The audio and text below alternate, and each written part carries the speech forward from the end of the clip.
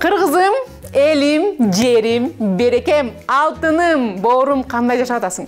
Иштериң кандай? Жардамдашып атабы менин видеолорум сага? Эгер ошондой болсо, анда улантабыз. Мен атым Гүлзат Мамытбек, мен сенин демиңмин. Мен кыргызымдын демиңмин, мен кыргызстанымдын демиңмин. Мен тоолорумдун, ала тоомдун, ысык көлүмдүн демиңмин. Бул видеодо эмне айткым келет? Менден көп киши сурайт. Гүлзат эжеке, мен ушу жашмын, мен үй бүлөнү кантип курсам болот? Үй бүлөнү кантип жаратсам болот деп ошондой суроолорду көп берет мага. Мен бул суроого жооп таптым, алтыным. Бул американский философ бар. Ошонун айткан сөзү бар.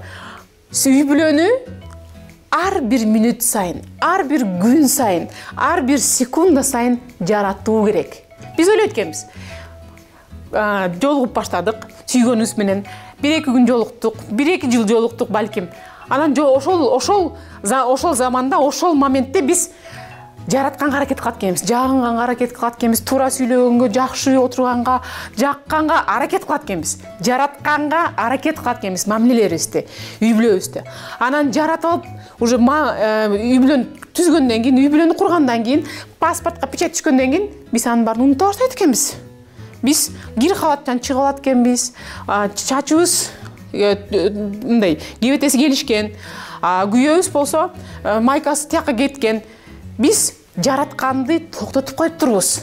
Анан ошол жерден башталат экен. Ай, сен мындай кылбайсыңбы? Деген урмат кетти да, анткени сен кир халаттан чыгып алдың, анан кийин мындай жыттанып атасың. Үй бүлөдөн ошол нерседен башталат. Мен бул өзүм башыман өттү, алтыным, ога ишене бер, анткени бул өзүм башыман өттү.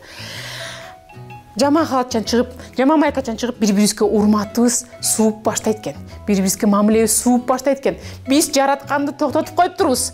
Ар бир мүнөт сайын, ар бир секунда сайын үй бүлөбүздү жаратуу керек экен. Балдарыбызды жаратуу керек экен.